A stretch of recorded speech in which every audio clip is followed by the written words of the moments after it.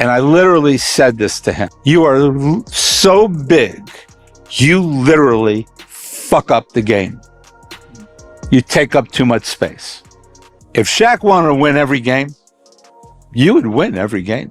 It was pretty much that simple. If he wanted every single rebound, he would have gotten every single rebound. Gary Vitti recently appeared on Matt Barnes' podcast and revealed that he once told Shaquille O'Neal to his face that he was ruining basketball, speaking without hesitation or softening his words. Vitti, who served as the Los Angeles Lakers head athletic trainer for 32 years and worked closely through eras involving players like Kobe Bryant and Magic Johnson, said Shaq's dominance was so overwhelming that he believed the Lakers could have won every game if he truly wanted to, and even suggested the Dynasty could have reached more championships if internal relationships had held together. He also reflected emotionally on how the team eventually fell apart, describing it as a group that lost its bond from within, which in his view led to the end of something that once felt like family. And I literally said this to him. You are so big, you literally fuck up the game. You take up too much space. Okay? The spacing on the floor when you're in the game is different than when you're not in the game.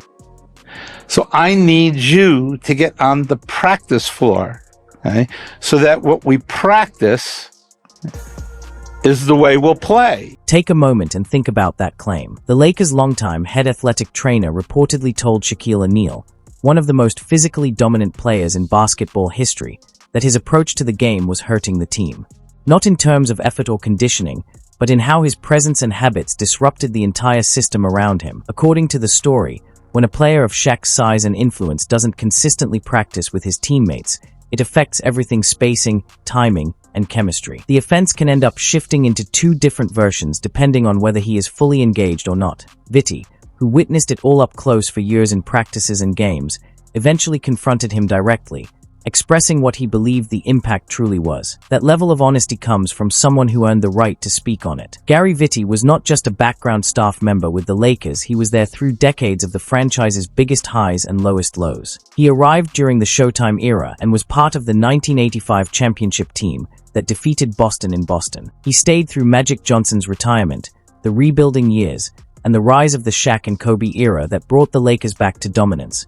Over the years, he witnessed defining moments up close: Kareem Abdul-Jabbar dealing with criticism after a finals loss and still winning finals MVP, Kobe Bryant refusing a wheelchair and walking off on a torn Achilles, and countless locker room moments that rarely ever reached the public. After 32 years surrounded by championships, pressure, and personal sacrifice, Vitti says what still lingers with him is what Shaquille O'Neal could have been if everything had fully aligned. And in his telling, the full picture of Shaq is best understood by someone who had to stand right in front of that force every day and survive it. He has been the most dominant player in the history of the game of basketball, period. Not LeBron, not Steph, not Magic, MJ. Like, Shaq physically was the most dominant player we have ever seen, like maybe will ever see, because of his sheer size, athleticism, skill, footwork, hands, everything. Richard Jefferson made that point not as a distant commentator, but as someone who actually faced Shaquille O'Neal in the NBA Finals. His perspective carried weight because it came from experience on the court, not from hindsight or media analysis years later. And in many ways, the league itself supported that view at the time. Teams were not simply trying to defend Shaq, they were restructuring entire rosters and game plans around the specific goal of slowing him down. His presence was so dominant that opponents had to build their identities around surviving him. You were not fucking with Shaq, bro. They changed how you had to construct your roster. You had to have 2 or 3 bigs just for fucking fouls. Not like good bigs. We just need bigs there. We need big bodies. And none of it ultimately mattered, because once a team committed fully to stopping Shaquille O'Neal, it often created space for Kobe Bryant to take over. If they tried to contain both at the same time, the equation became nearly impossible to solve, turning defensive planning into a losing battle before the game even began. Shaq averaging 36, he averaging 26, whatever. Like, dude, it was impossible, bro. You pick your poison. Do you try to play him straight up? You know what he gonna do. Do you double? Swings. Now you got Derek Fisher going 4 for 7, Robert Horry going 2 for 5. Pick your poison. Do you play him straight up? You already know what's coming. Do you double? The ball moves instantly, swing, and now players like Derek Fisher are hitting open looks, or Robert Horry is knocking down shots at a high percentage. That's what pick your poison really meant in that era. There was no real solution, just different ways to lose. And Scottie Pippen, who stood beside Michael Jordan through 6 championships, has even said that version of the Lakers was one of the most intimidating teams he ever faced. The Shaq and Kobe era was, to me, a lot more scary of what they could have done had they stayed together than the Golden State era. Even more striking is what that comparison implies. Some have described that Lakers era as scarier than superstar pairings like Stephen Curry and Kevin Durant sharing a backcoat, and even more dominant than a 73-win team. A 6-time champion making that kind of statement shows just how overwhelming the Shaq and Kobe Lakers were perceived to be at their peak. And to be fair, Shaquille O'Neal carried a physical load that is almost impossible to replicate. At 7 feet and over 300 pounds, he moved a level of mass and force through an 82-game season that the sport had never really seen before, and that kind of burden takes a real toll over time. But the perspective from inside the Lakers organization adds another layer. According to Gary Vitti, who closely monitored that era from within the building, the limitation was not purely physical.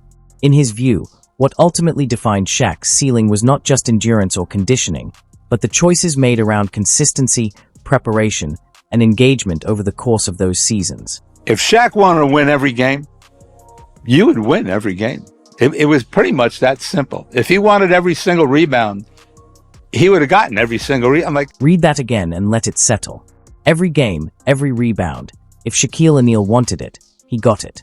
Gary Vitti, with 32 years of experience inside the Lakers organization and no reason to exaggerate, describes it as if championships were a light switch on the wall that Shaq could reach at will, but did not always choose to flip, not because he was unable, but because he did not always commit to it in the same way. And in Vitti's explanation, that simple idea becomes the most human and most damning truth about a generational talent. By his size alone, he could dominate.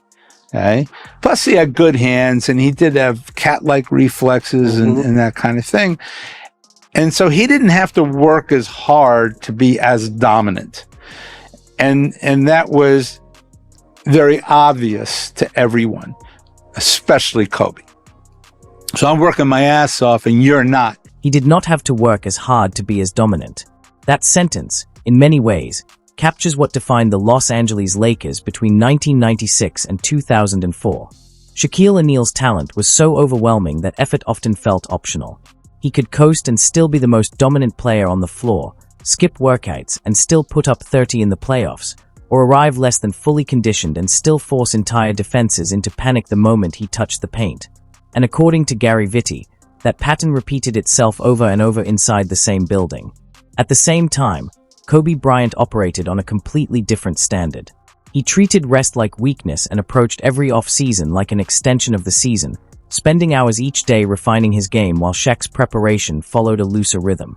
Years later, Kobe would openly acknowledge what many within the organization already understood during that era. He finally copped to the fact that after we won championships, he was like, okay, I can just relax and coast over the summer because I know I got a teammate who's going to be training 8-10 hours a day. And I was like, see, that's the BS. That would piss me off. That's it. Just time to go separate. 8 to 10 hours a day from the shooting guard while the franchise center spent much of the summer at a different pace, trusting that his natural dominance would carry the load when the season returned. In that framing, it stops looking like a balanced partnership and starts feeling like one player building the foundation while the other arrives when the structure is already standing. Gary Vitti's frustration, as he describes it, wasn't just about conditioning, it was about how missed practices quietly broke the system from the inside.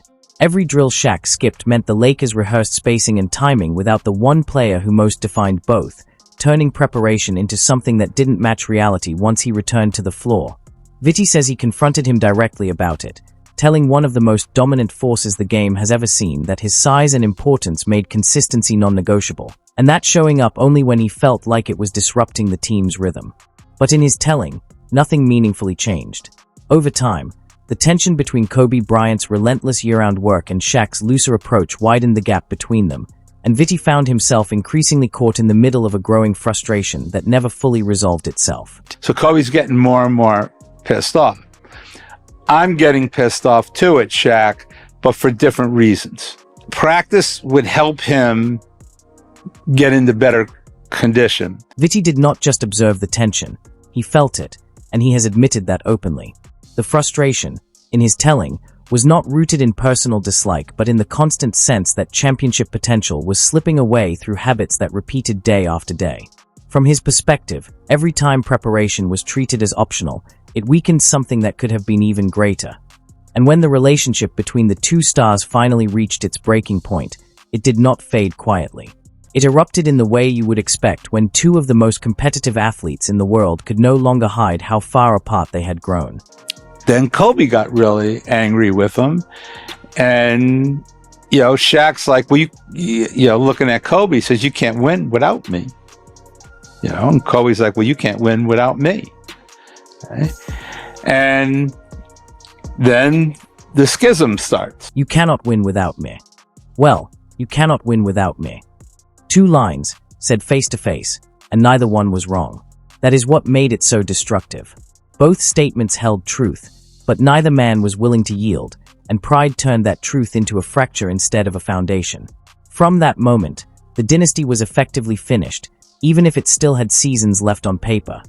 What followed was not a clean separation or a quiet resolution. It became an internal split inside one of the most famous franchises in basketball, where every player, staff member, and decision carried the weight of choosing sides. The Lakers did not just deal with tension, they lived through a quiet civil war, with loyalty being tested every step of the way. We stopped loving each other, and the more anger that was created, the more divisive it became, and people started choosing sides. Players chose sides, staffs chose sides, the fans chose sides, and the whole thing came apart. Players picked Shaq or Kobe. Coaches picked Shaq or Kobe. Staff members picked Shaq or Kobe. Even the fans split down the middle, turning the Staples Center into a house divided over two players who could not fully share the weight of greatness. Gary Vitti saw it unfold in real time, watching a franchise he had been part of for decades slowly fracture under the pressure of ego, expectation, and unmatched talent. What rarely makes it into highlight reels or polished documentaries is the human cost behind it.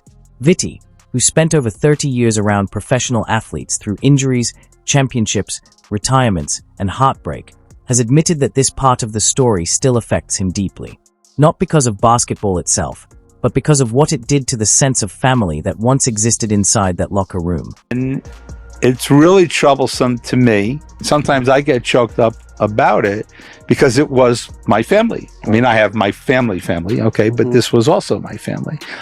And we should have won 10. Family. That is the word he used, and he meant it.